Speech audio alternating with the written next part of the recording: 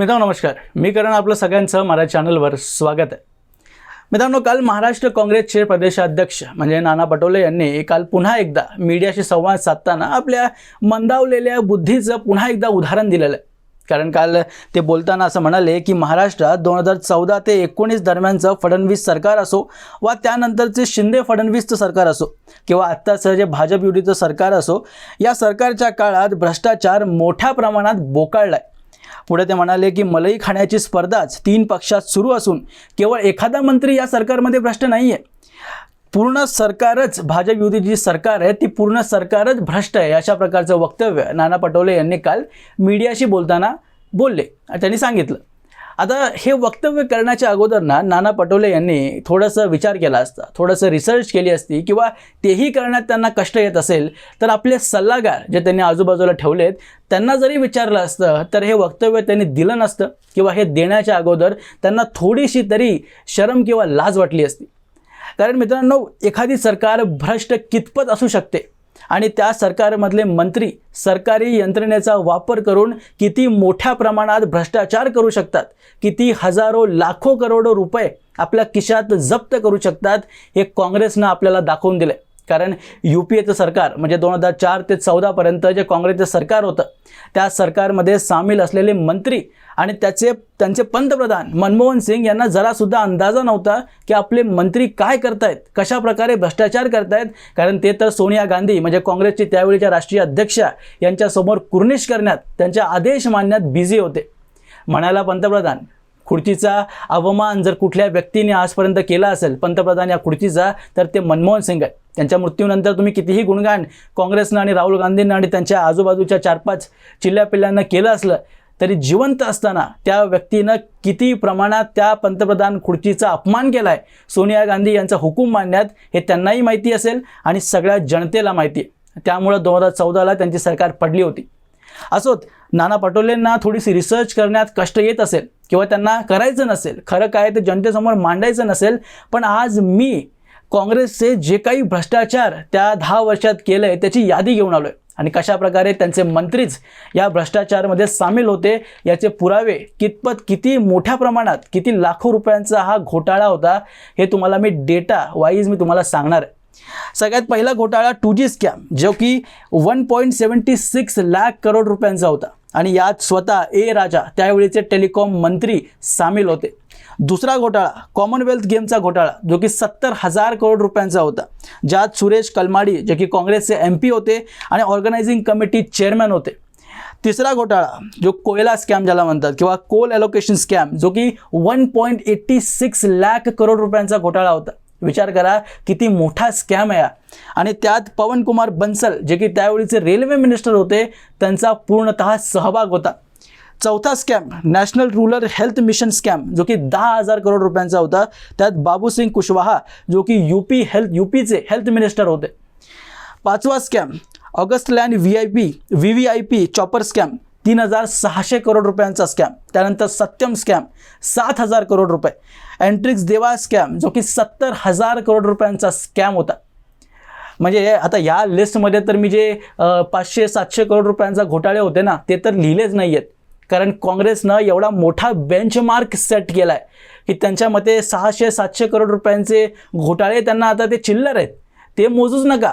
फक्त लाखोत आणि हजारोत बोलणी जी आहे ती काँग्रेसनं आपल्या काळात केलेली आहे. आणि इतक्या मोठ्या प्रमाणाचे भ्रष्टाचार या काँग्रेसच्या मंत्र्यांनी, काँग्रेसच्या MPsनी आणि काँग्रेसच्या सरकारने केलेले.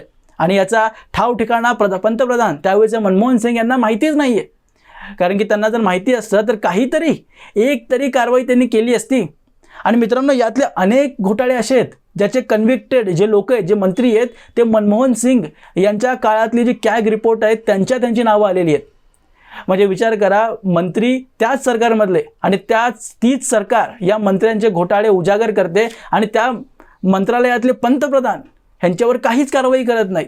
म्हणजे नाना पटोले जे म्हणतात की युतीचं सरकार, भाजपचं सरकार पूर्णच भ्रष्ट आहे, तर ते सरकार भ्रष्ट नसून मनमोहन सिंग यांचं सरकार, काँग्रेसचं सरकार हे किती भ्रष्ट होतं हे नाना पटोले यांनी समोर येऊन सांगावं.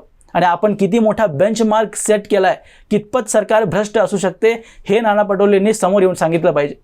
आणि केवळ मित्रांनो भ्रष्टाचारच नाही आहे, आपल्या भारताच्या ज्या सीमा आहेत, यासुद्धा सुरक्षित नव्हत्या. म्हणजे रोज एक आठवडा 2 आठवड्यात अशा प्रकारे आपल्या न्यूजपेपर्समध्ये बातम्यांमध्ये इथे कुठे ब्लास्ट झाला, त्या शहरात ब्लास्ट झाला, अशा प्रकारच्या न्यूज तर येतच होत्या.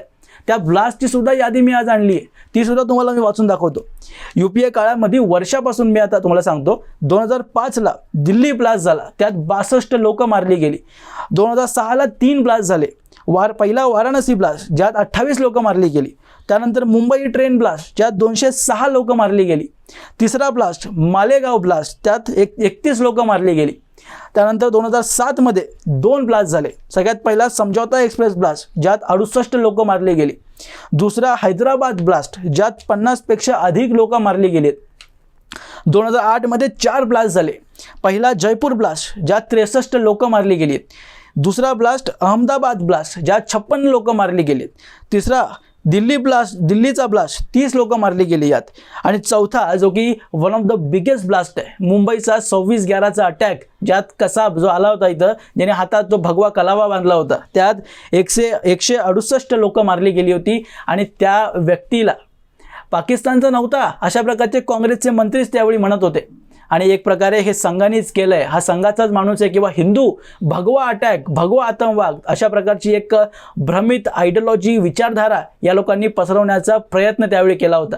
हे तर नशीब की पोलिसांनी त्या कसाबला जिवंत पकडलं आणि मग या लोकांना ते कबूल करावं लागलं की बाबा हा पाकिस्तानचा आहे.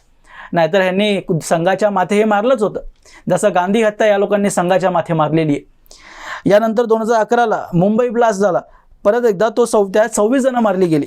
परत 2011लाच दिल्ली हायकोर्ट ब्लास्ट झाला ज्यात 15 लोक मारली गेली.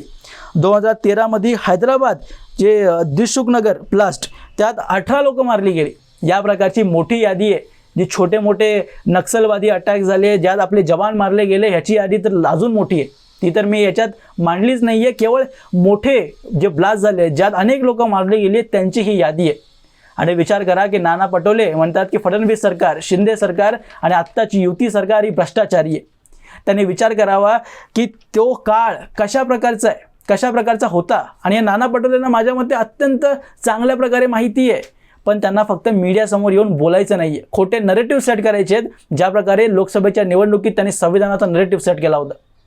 कारण जर त्या काळातले तुम्ही मुंबईतून कोण व्हिडिओ बघत असेल तर त्याला अत्यंत चांगल्या प्रकारे माहिती असेल की जेव्हा हे 26/11 जे ब्लास्ट वगैरे झाले त्यानंतर जे नोकरीपेशा लोक आहेत, नोकरीवर जाताना बसमध्ये बसले तेव्हा सीट खाली चेक करून बसायचे की बाबा कोणी बॉम्ब तर नाही ठेवलाय, अशा प्रकारची हालत त्यावेळी झाली होती. आणि आमचे पंतप्रधान मनमोहन सिंग हे सोनिया गांधी समोर कुर्निश करत होते, त्यांचे आदेश मानत होते. ही अशा प्रकारची काँग्रेसची UPA सरकार आणि त्यांचे मंत्री कशा प्रकारचे कार्य करत होते, कशा प्रकारे मोठमोठे लाखो रुपयांचे भ्रष्टाचार करत होते, हे त्याचे उदाहरण. आणि नाना पटोलेंना हे सगळं माहिती आहे, पण कधीतरी खुल्या दिलानं आणि इमानदारीनं मीडियासमोर येऊन हे सगळं सांगावं. असोच मित्रांनो, हा व्हिडिओ जर तुम्हाला आवडला असेल ना तर प्लीज प्रत्येक व्यक्तीला हा व्हिडिओ शेअर करा. आणि का काँग्रेसला या इतक्या लोकांचे पाप लागलेत, जे या ब्लास्टमध्ये लोक मारली गेली आहेत ना, त्यामुळेच काँग्रेसची आज ही इतकी वाईट परिस्थिती झाली आहे की 99 सीटा MPs त्यांचे निवडून आले आहेत आणि जिंकल्यासारखा जल्लोष त्यांना करावा लागतोय.